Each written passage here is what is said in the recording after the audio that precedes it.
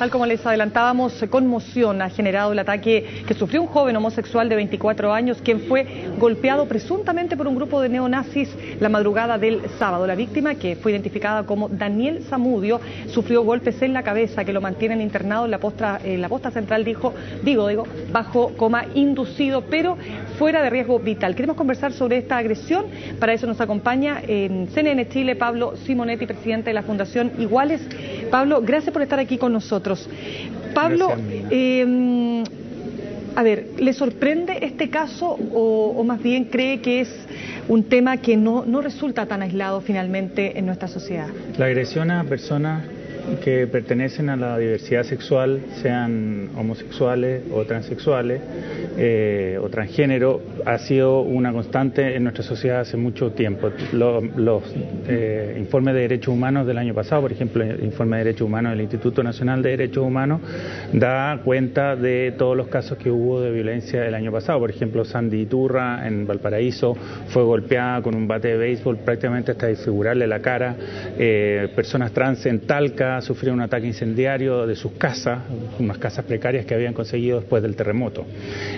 Así que la violencia en contra de la orientación sexual y de la identidad de género ha existido siempre. Lo que me impresiona de este caso es la hazaña, el ensañamiento, es la violencia que hay. A él le grabaron suásticas en el cuerpo. Ese acto es como una ideología convertida en violencia. Ahí es el odio expresado en ese estigma al cual se someten a esa persona. Eso quizás sea lo más doloroso. Un joven de 24 años que trabaja y que sencillamente va por la calle y sufre una agresión de esta magnitud. Ahora, Pablo, ¿qué opinión tiene usted de cómo funcionan las instituciones? Pero sobre todo hablemos de Carabineros, hablemos de la policía, hablemos de las autoridades políticas. ¿Usted diría que hay una respuesta que se nota inmediata o más bien existe una cierta displicencia frente a casos como este? Mira, no podría llamar que hay, políticamente me convendría mucho decir que Carabineros y las fuerzas de investigaciones a veces posponen los casos de golpizas a la discriminación sexual. A mí no me parece que sea tan evidente. En general creo, eso sí, que hay cierta desidia en torno a cómo se tratan los casos de ataques neonazis. Los grupos neonazis en Chile existen, estaban la semana pasada, el año pasado, en la Marcha de la Igualdad, se pararon ahí en la Alameda a protestar porque nosotros íbamos 40.000 personas, ellos eran 10 y otros 30 los tuvieron que llevar hasta la Plaza de Armas. Carabineros los condujo hasta ahí para no producir un enfrentamiento. Estos grupos existen y operan y una de sus finalidades es golpear a personas de la diversidad sexual, a personas judías y a personas también evangélicas, a todas aquellas personas que sean supuestamente diferentes y que les produzca una amenaza a la integridad étnica o del país. Estos grupos operan. Entonces yo creo que un trabajo de inteligencia es necesario, de saber quiénes son, dónde se juntan y cómo se movilizan y cómo finalmente perpetran este tipo de ataques. Pero por eso le pregunto, ¿usted cree que se ha hecho un ese trabajo no se ha realizado? Por eso también pensando en cuánta importancia le da la autoridad política y la autoridad policial a estos grupos, porque la verdad es que pueden ser muy violentos y pueden ser tremendamente agresivos y claro, y terminar incluso con la muerte de una persona. Entonces, claro, la persecución penal, la persecución policial, ¿hasta dónde llega en estos casos? En estos casos, muchas veces terminan sin ser condenados. En general hay bastante impunidad, hay silencio, muchas veces hay testigos que no atestiguan porque tienen miedo también de ser golpeados. Y en ese sentido, creo que el trabajo tiene que ir más allá de solamente la testificación en torno a la situación propia de violencia, sino cómo estos grupos operan, dónde están, hacerles un seguimiento. En ese sentido me parece muy bien que el ministro Hinspeter hoy haya dicho que, desde ya apoya a la familia de Daniel y que está él dispuesto a llevar adelante todas las acciones legales y de inteligencia que sean necesarias para descubrir este tipo de grupos en la vida común. Estos grupos, yo creo que por eso ha sido tan conmovedor.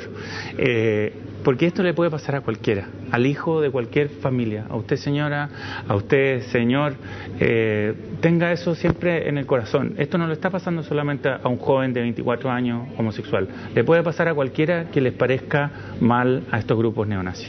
En ese sentido, Pablo, ¿tú dirías que estos grupos eligen específicamente a su víctima en el sentido de que si se trata de un joven homosexual o de una persona homosexual, no es cualquier persona homosexual, sino aquella que ellos pueden encontrar más débil, más vulnerable, más fácil de atacar?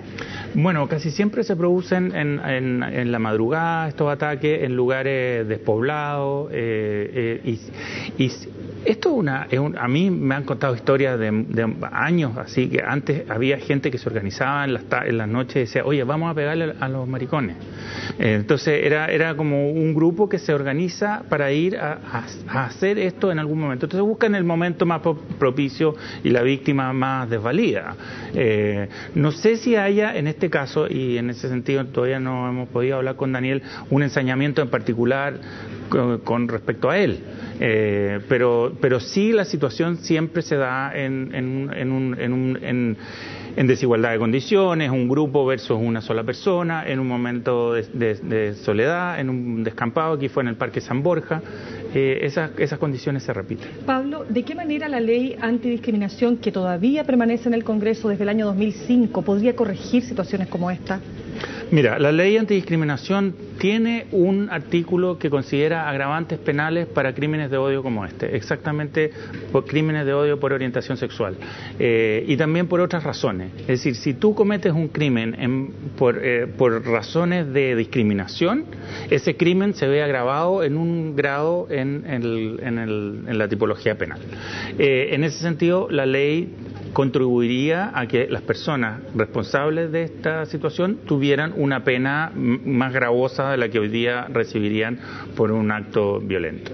En ese sentido, la ley antidiscriminación yo creo que es fundamental que la saquemos lo antes posible. ¿Y por qué no ha salido?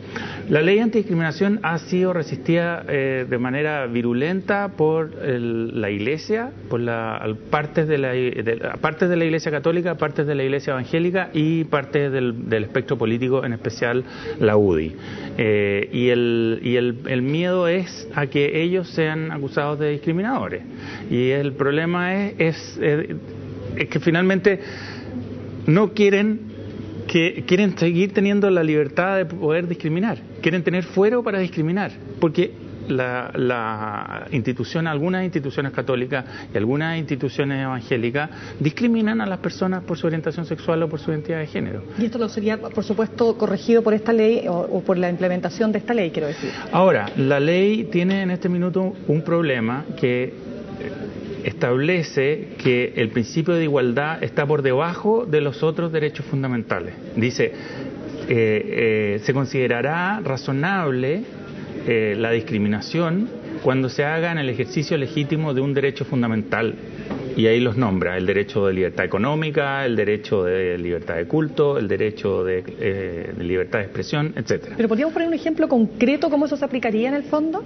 Bueno, el problema es ese, es que cuando tú tienes un derecho, o sea, yo puedo en libertad de culto, por ejemplo, hablar en el culto y decir: mira, nosotros estamos en contra de la homosexualidad y realmente pensamos que la mejor manera de llevar la vida adelante es un matrimonio entre un hombre y una mujer y con procreación de niños, etcétera.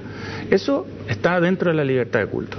Pero distinto es que en la libertad de culto la persona vaya y apunte a uno de los feligreses y le diga: usted es homosexual y no pertenece a este mundo y nosotros lo queremos sacar fuera de aquí porque usted está corrompiendo a todo el resto de la feligresía y no lo queremos que pertenezca. Entonces ahí inmediatamente hay una discriminación.